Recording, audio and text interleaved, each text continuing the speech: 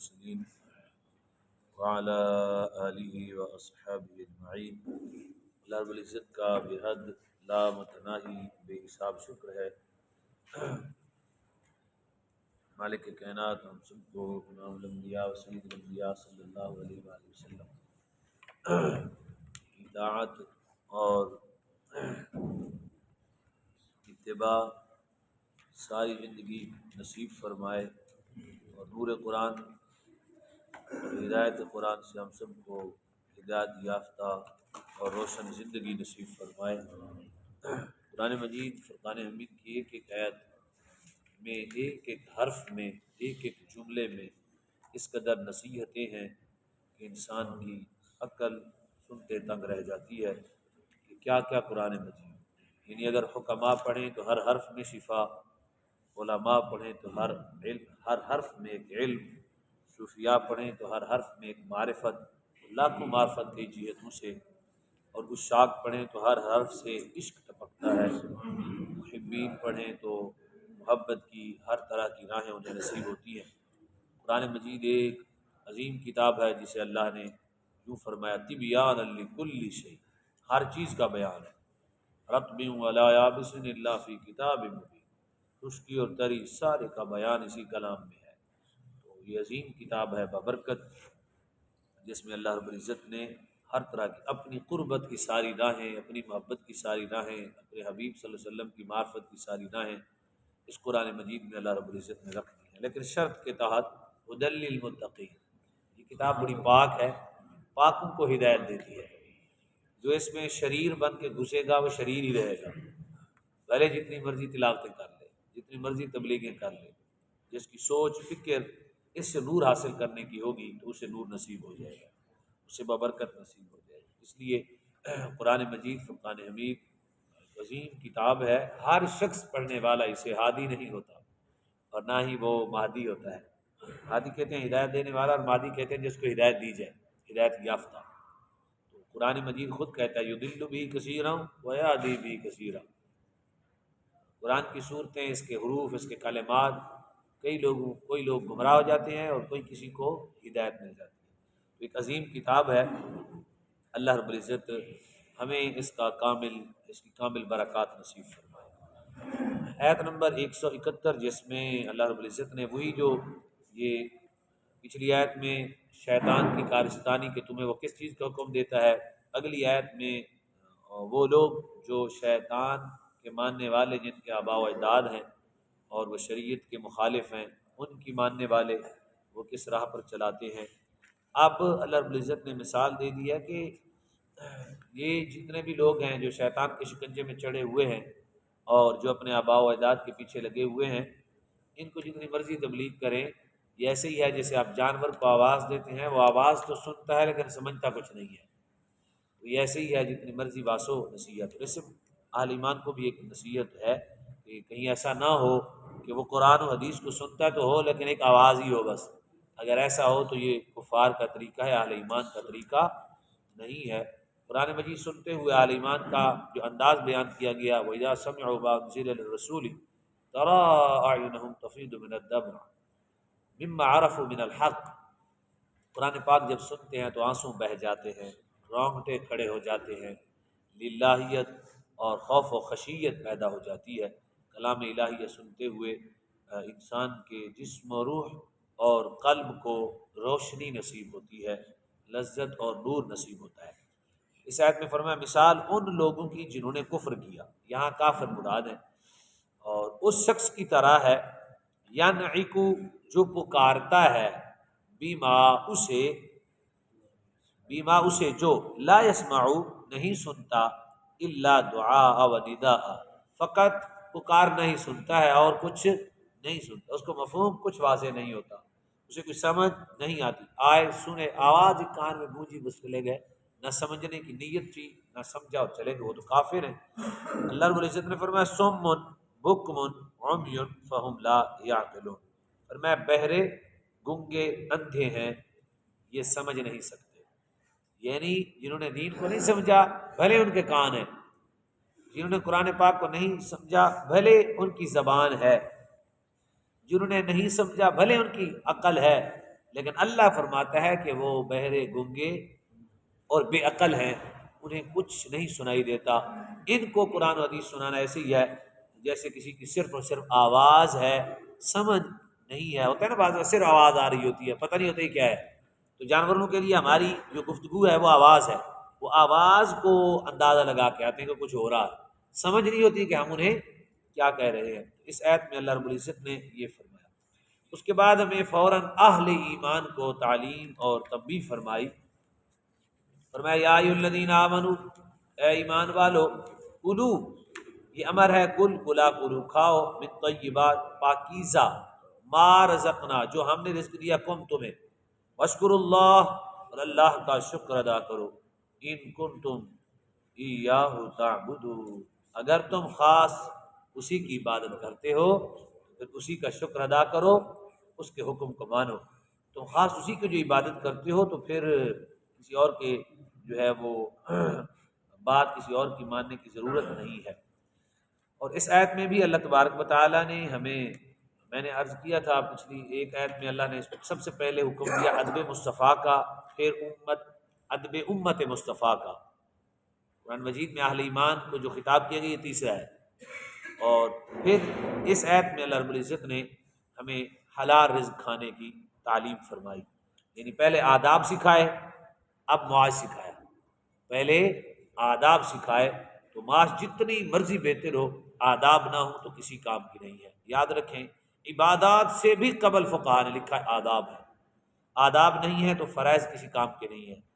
عبادات سے پہلے آداب، یعنی بندہ، یعنی ایمانیات سے پہلے بھی آداب ہے۔ حیران ہوں گے، اس کی وجہ یہ ہے کہ بندہ کعبے پہ ایمان رکھتا ہے، قرآن پہ ایمان رکھتا ہے، لیکن اس کو پھینک دیتا ہے تو بے ادبی ہوئی نا۔ تو معلوم ہوا کہ ایمان سے قبل یہ چیز ضروری ہے ورنہ ایمان بھی ضائع ہو جائے گا۔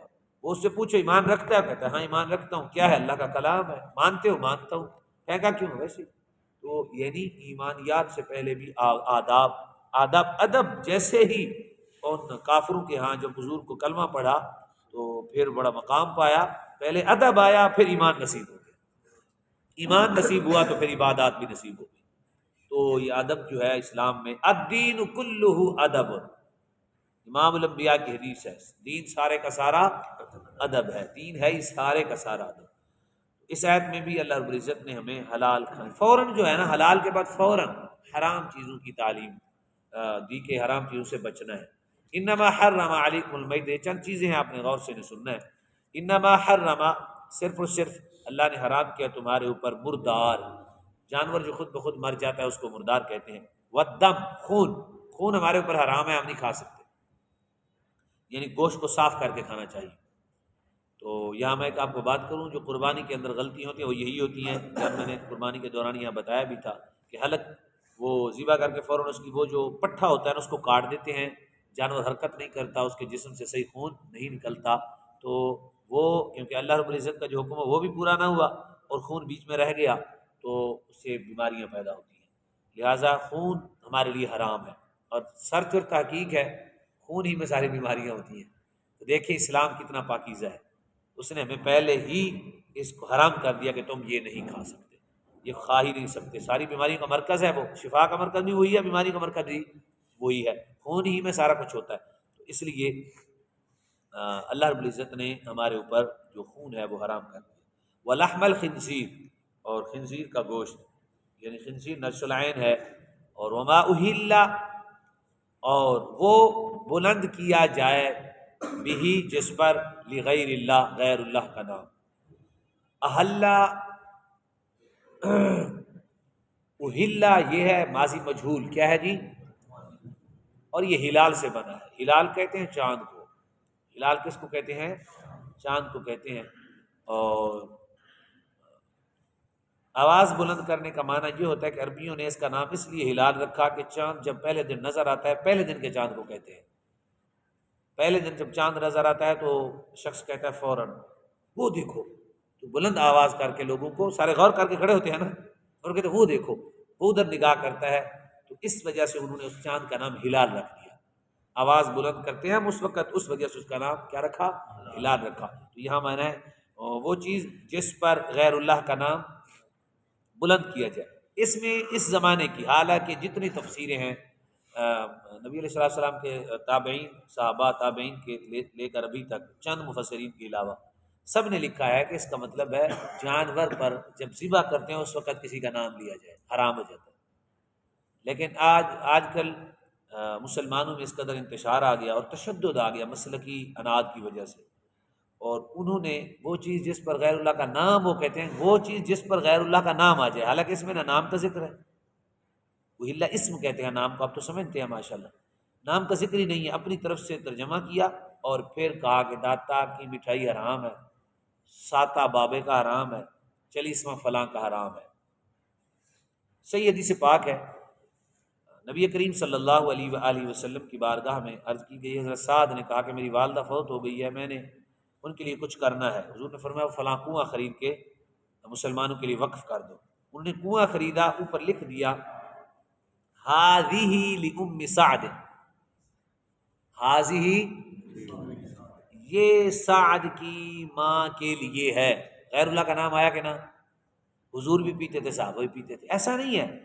غیر اللہ کا مطلب یہ ہے کہ اب جانور ذبح کریں گے اس وقت اگر غیر اللہ کا نام لیا تو گوشت حرام۔ اسی طرح جنگوں میں کئی اونٹ کئی گھوڑے آتے ان پر بتوں کا نام لکھا ہوتا، صحابہ حضور کی بارگاہ میں عرض کرتے کہ اس پر غیر اللہ کا نام ہے، کیا کریں؟ نبی علیہ السلام فرماتے تم اللہ کا نام لے کے ذبح کرو، تمہارے لیے حلال ہے۔ تو وہ جانوروں کو اسی طرح تو کوئی چیز بھی ہم مٹھائی لیں، کپڑا لیں، اگر یہ کلیہ استعمال کریں تو پھر تو مسلمان کو بچتا ہی نہیں ہے۔ کیسے بچیں گے؟ کپڑے کے اوپر کمپنی کا نام لکھا ہوتا ہے، کپ کے اوپر کمپنی کا نام لکھا ہوتا ہے، مٹھائی کے ڈبے کے اوپر کمپنی کا نام لکھا ہوتا ہے، جو سی مرضی چیز لے لیں اس پر غیر اللہ کا نام لکھا ہوتا ہے، تو تب تو ساری چیزیں حرام ہو جائیں گی۔ اس لیے ساری ہم نے جب کہا کہ فلاں کا ساتھ تو صرف ہم نے نام نسبت کیا، فلاں کا چالیسواں کہا، یہ واجب فرض واجب ہی نہیں ہے، اور اس میں اگر رسم ہوگی تو ثواب نہیں ملے گا، اگر ثواب کی نیت ہو تو ثواب ملے گا۔ وہ ساتواں نام رکھے، وہ چالیسواں رکھے، وہ 50واں رکھے، وہ 60واں رکھے، وہ اس کی مرضی ہے۔ نام بھی کوئی شریعت سے نہیں ہے، نام بھی اپنی طرف سے ہے، کوئی شریعت کی طرف سے۔ ایصال ثواب شریعت میں جائز ہے۔ اور اسی طرح کسی کے نام پر، یعنی میں نے عمرہ کیا، حج کیا، متعدد حدیث ہیں، نبی کریم صلی اللہ علیہ وسلم سے صحابہ و صحابیات نے پوچھا کہ ہم اپنے ماں باپ کے لیے ایصال ثواب حج کریں، انہوں نے فرمایا کرو، عمرہ کریں کرو۔ تو کوئی بھی نیکی مسلمان کو پہنچ سکتی ہے، اس کا نام لینا ہے، نیکی اللہ کے لیے ہے، نیکی اللہ کے لیے، ساتہ کس کے لیے ہے؟ اللہ کے لیے۔ لیکن یاد رکھ لیں آج کل ساتہ کس کے لیے ہوتا ہے؟ رشتہ داروں کے لیے، اللہ کے لیے بہت کے لیے ہوتا ہے۔ وہ غریبوں کو بلاتے ہی نہیں ہیں، پڑھے لکھے لوگ بلاتے ہیں، غریبوں کو بلاتے نہیں، غریب آ جائے اس کو کھانے بھی نہیں دیتے۔ اور اسی طرح بالکل اس کے برعکس ہے، ولیمہ کس کے لیے ہے؟ غریبوں کے لیے، اپنے رشتہ داروں اور غریبوں کو۔ عام محفل ہے نا، سب کو بلا کے کھلانا ہے، اور ولیمہ بھی امراء کے لیے ہو گیا۔ حضور صلی اللہ علیہ وسلم کی حدیث ہے، حضور نے فرمایا شر الطعام طعام الولیمہ، فرمایا یترک الفقراء یدعو له الاغنیاء، فرمایا بدترین ولیمے کا وہ کھانا ہے جس میں امیروں کو بلایا جائے، غریبوں کو چھوڑ دیا جائے۔ یہ نبی علیہ السلام کی حدیث ہے۔ اور اسی طرح ایصال ثواب کی محافل و مجالس میں بھی بالکل یہی ہوتا ہے، چاچے نے دے دو، مامے نے دے دو، چاچے نے کھادا ہے، مامے نے کھادا ہے، کزن آیا تھا وہ ماسی آئی سی انہوں نے کھا لیا ہے، فلاں آیا تھا رشتہ دار کھا لیا اس نے، سب کا خیال کریں گے۔ اور اگر کوئی غریب ہوگا تو اسے پوچھیں گے بھی نہیں، اسے پوچھیں گے بھی نہیں۔ اعلیٰ حضرت عظیم البرکت جب وصال ہونے لگا تو آپ نے اپنے بیٹے کو وصیت کی کہ مجھے کلفہ بہت پسند ہے، وہ بنانا ہے میرے ایصال ثواب کے لیے، اور غریبوں کو بلا کے کھلانا ہے، میں غریبوں کو بلا کے کھلانا ہے۔ بتانے کا مقصد یہ ہے کہ یہ ایصال ثواب کی محفل کریں۔ آپ ماشاءاللہ درس قرآن میں شرکت کرتے ہیں، ہم نے کوشش کرنی ہے یہ ایصال ثواب کی محفل کو رسم سے نکال کر اپنوں کو بھی بلائیں، برا نہیں ہے، اپنوں کو بھی بلائیں، لیکن غرباء کو بالخصوص رسپیکٹ دیں، ان کو مقام دیں، ان کو مرتبہ دیں، ان کو عزت دیں۔ وہ یہ محسوس نہ کریں کہ میں غریب آدمی نکر میں بیٹھا ہوا ہوں، مجھے کوئی آگے تانا ہی نہ دے تو کی لینا ہے، بالکل ایسا نہ کریں۔ اس کو بھی اسی سٹیج پہ اسی مقام پہ بٹھائیں جہاں آپ کے رشتہ دار بیٹھے ہوئے ہیں، اس سے بار بار پوچھا آپ نے کھا لیا ہے، آپ کے بھائی نے کھا لیا ہے، فلاں نے کھا لیا ہے، کچھ اور میرے لیے حکم ہو، تاکہ صحیح ثواب اللہ کی بارگاہ میں پہنچے۔ تو یہ ساری چیزیں صرف نام ہے پہچان کے لیے، اگر اللہ کے نام کے لیے وہ بھلے کہتا رہے ساری زندگی اللہ کے نام کے لیے، اگر اس میں ریا آ گیا تو تباہی اتر گئی، چٹی المیدان ہے، وہ ایک صفوان ہے، قرآن کہتا ہے وہ ایک صفوان ہے۔ حضور نے فرمایا قرآن میں اللہ تعالیٰ مفہوم ہے ترجمہ بیان کر رہا ہوں، مفہومی